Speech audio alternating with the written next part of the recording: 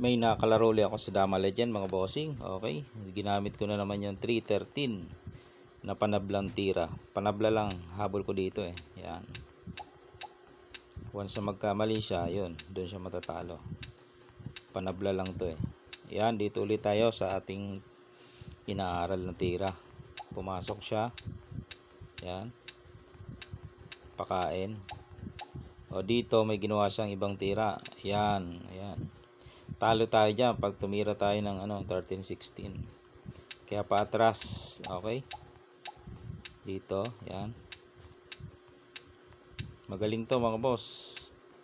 Oo, tabla lang to dapat eh. Nag-error lang siya dito. Yan.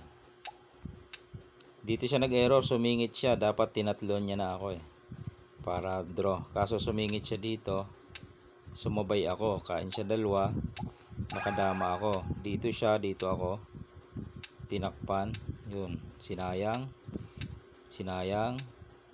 Ayan, dyan siya natalo.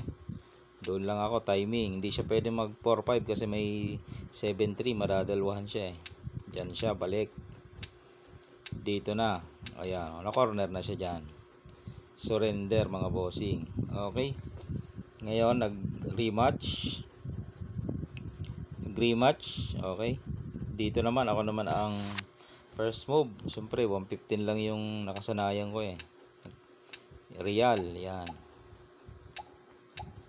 Tapos sacrifice. Yan, dyan siya.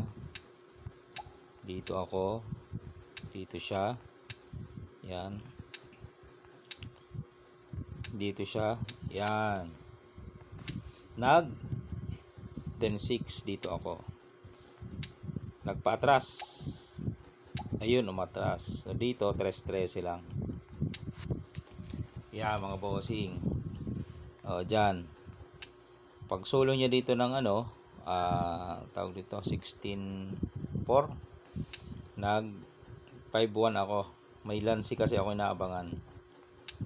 Ito mira doon. Ayun, ito na yung lansi. Dati ko nang ginagawa to sa mga nakarang video, no. Kahit saan siya kumain ay madadamahan ko siya sa 9. Oh. O dyan sa part na yung mga bossing ay nag-surrender na, no. Nag-surrender na si, hindi ko kilala, Encyclo 69. Sino kaya ito? Shout out sa iyo bossing kung sino ka man, no. Okay, maganda yung so sa 313 maganda yung tinira niya mga bossing, no. Bago yon. Yun talaga ang pang counter ng first move doon. Alright.